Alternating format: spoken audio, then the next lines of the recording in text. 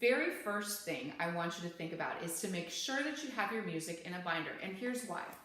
Many upright pianos have very steep angles on their music stands, and so it's really difficult to keep that loose music up there. They slip off really easily. The best thing to do is to put your music into something that has weight, so you're going to want to use a binder.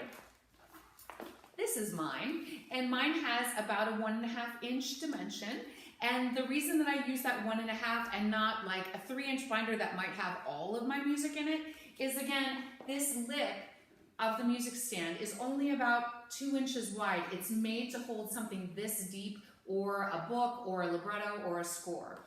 Anytime that you get something that's more than this and you load it up with all of your papers, it's gonna flop over, especially, like I said, if the music stand is more oblique than this, it's gonna just fall right off of that. So you wanna make sure something is light. It's only got the audition pieces that you're using for this audition season. The other thing that I've done, number 2, is to make sure that I've got everything in my book in plastic sheet protectors. Now, yes, it's perfectly fine to double-side your pages and tape them along the sides and then hole punch them so that they're in the binder. The main thing is I'm making sure that my rings are nice and smooth so that my accompanist can quickly turn my pages without them getting stuck because the rings are not aligned with each other. And then I'm trying to eliminate my page turns. The pianist literally has to take their hands off of the keys to be able to turn your pages. So you want to have as few page turns as possible. If you have a cut, like a chunk of the music that you're not going to use, the best thing to do is to literally cut it out. So I might make a copy of this page, and even if I'm only going to use this top part, I'm going to make a copy of this page if I'm only going to use the bottom part, and then onto a new page, I'm going to cut and paste those 2 chunks into as close a page as possible. So that, again, we're trying to eliminate the number of page turns for those accompanists. Some accompanists are really picky about whether it's matte or glossy. Sometimes glossy can be a little bit reflective. I personally don't care. Usually it's pretty low light.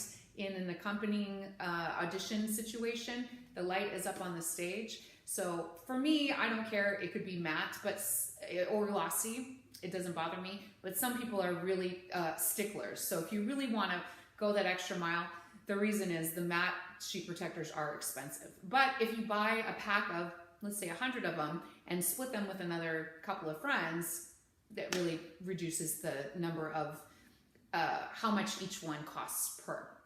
Now, you can see I'm using a black binder. I'm an extra person. I like pink, I like sparkle, I like lots of color in my things, but I use a black binder always, and here's why.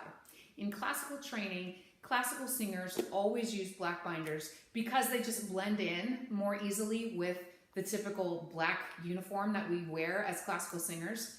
Anybody that has any kind of education in terms of classical singing or theater training has used a black binder because they're just simpler, and that's what colleges expect you to use in your professional life. When you walk in with a black binder, that lets people know that you've done this before, that you do it on the reg. If you're walking in with a broken ass white binder with like polka dots and the front of it is falling off, that makes it look like you dug something out and threw it together for this audition. This should be a dedicated binder. Come on, it costs $3. A dedicated binder that you use only for your auditions. Once you've got that, you're all set. Now, for audition cuts, we typically say 16 bars, 32 bars, or a minute. So you're gonna have to trim your piece. You're not gonna be able to do the entire piece. So you can see, I'm just gonna do the second verse going into the bridge of my song, and I've marked it where I'm gonna start. I've got this little asterisk.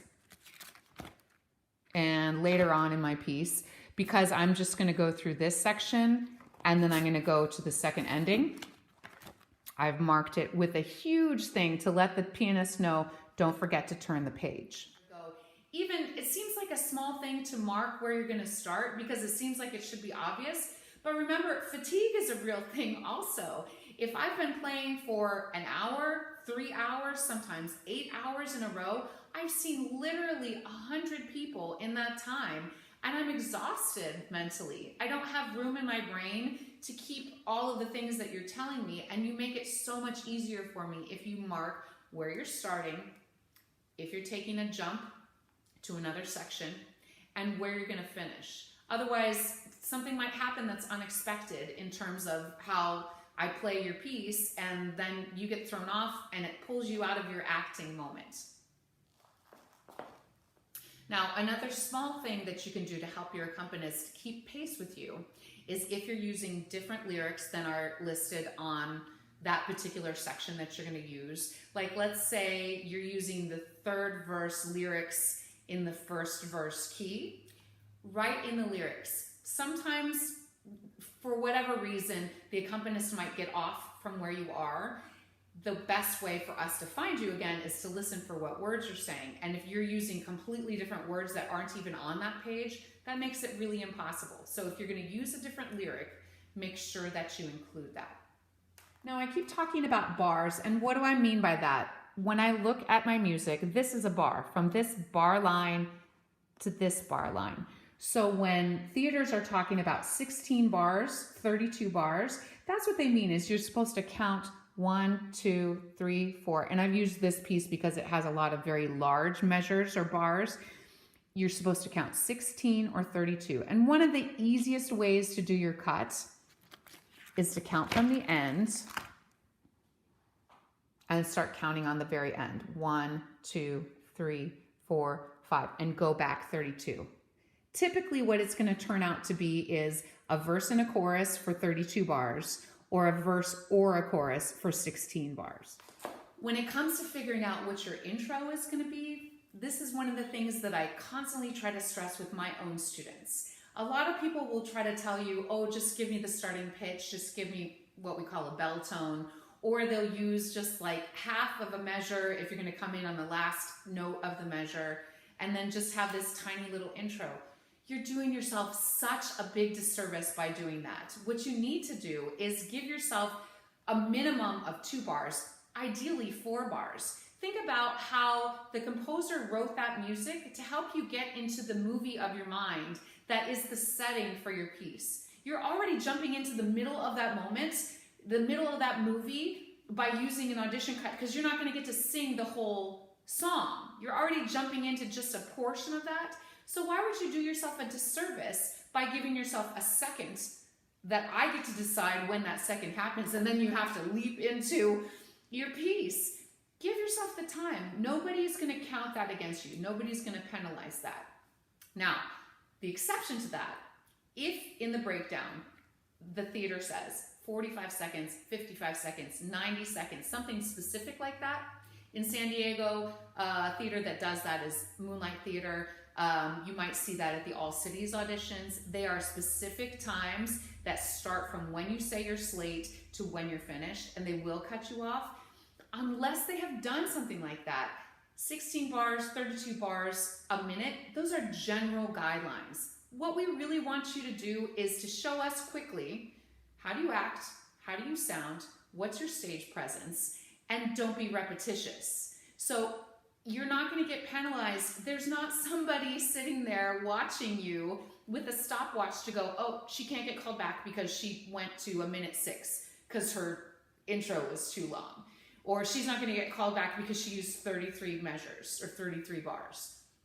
That's not going to happen. We want you to succeed. So especially if your piece is quicker, that minute is a guideline. You probably can push your bar length to 40 bars. You just are looking for something small, a verse and a chorus, or a verse and a bridge, something like that. So you want to keep it something that you can show your acting journey. Now, in terms of the quality of your music, you want to make sure that the print is dark, that nothing is smudged, and that everything shows for the pianist to be able to read. Remember that we're looking at this music for the very first time as we're playing it for you. So there's all different levels of pianists. Some people are great pianists and not great sight readers, by which I mean reading it for the first time on site. Sometimes theaters have no choice because they don't have the budget to pay a professional pianist to play for their auditions. They have to just get random church lady who kind of can play and can fumble it along. I've had people play for me that it sounded like they were just throwing rocks at the keyboard. You don't know how well your pianist is going to be able to play. So you want to make it as easy as possible. Clean, deep colored copies. Make sure that everything is legible.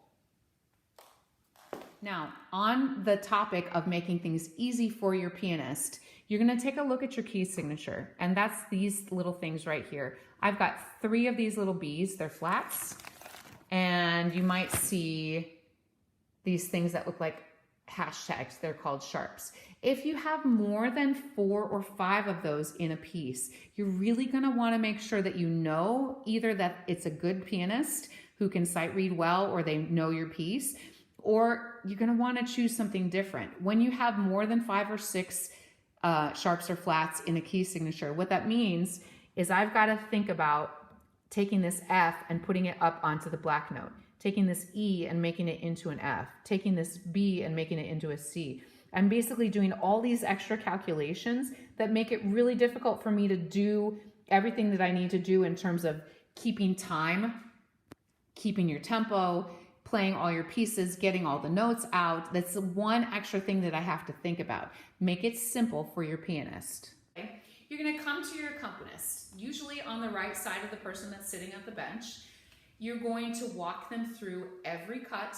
You're going to show them where to start, show them where there's a jump, and show them where you're finished, making sure that you have marked all of those spots. Whether you think this person has it or not, you're going to go through every single one of those little spots. Then, what you should always expect to do is to sing a little bit of it to show them the tempo. Now, at a recent audition, I had 4 different people play or sing When He Sees Me from Waitress, and every single one of them chose to do it in a slightly different tempo. You want to do it in the tempo that makes you feel comfortable. How long of a breath are you going to hold it if I go at this speed, as opposed to if I go at this speed? It's going to influence your breath in terms of how you've practiced. So take a second, show them exactly how fast you want it to go, and take the time to make sure they play it for you. Sing through it. You don't need to cut this time short. A lot of people rush through their consultation with me, and you're really doing yourself such a disservice. Take the time to make sure that it's the speed that you want, that I'm playing it right. I have sometimes come from doing like a Sunday gig where I've been on stage all day long, and then I've gone to play for an audition, and my mind is just exhausted. So even though I am a badass pianist, I've gone in to play something really easy and started it in completely the wrong key. And it sounds ridiculous, and it's a piece that I know, but I've played it horribly. So if that happens, if I'm playing it too fast, too slow, if it doesn't sound like what you expected, ask the pianist to go back and do it again. We are here to serve you. That's why somebody hired us or asked us to come and play this. There's no rush. Once you've done that, walk up onto the stage and you do your slate. You're going to say, "Hi, I'm Sarah Alita LeClaire, and I'm singing Sooner or Later from Dick Tracy." Take your moment, by which I mean breathe, center yourself, look down at the floor, and exhale. Gather your mental moment. Think about what your beat before is going to be. Think about what happened right before this song in terms of the acting journey. Set your character. Calm yourself down. And when you lift your head, that's when I'll know to start the piece. Many people look over at the piano because they're nervous that I'm not going to know that they want to start singing. Girl, you just walked onto the stage literally having told me, "This is my music, I'm going to go sing now. I'm ready." So all you have to do is lift your head, and I will be there ready to play for you. A lot of people look over nervously going, "Oh, do you know that I'm about to..." Yeah, I got you. I got you. The more that you do that, that nervousness, again, shows the director that you're not used to doing this, you don't feel confident, this is your first time. So take your time, gather your moment, lift your head when you're done and you're ready to breathe, and keep your head erect through the entirety of your song until the end of my last note stops ringing. And then exhale, because you just went and slayed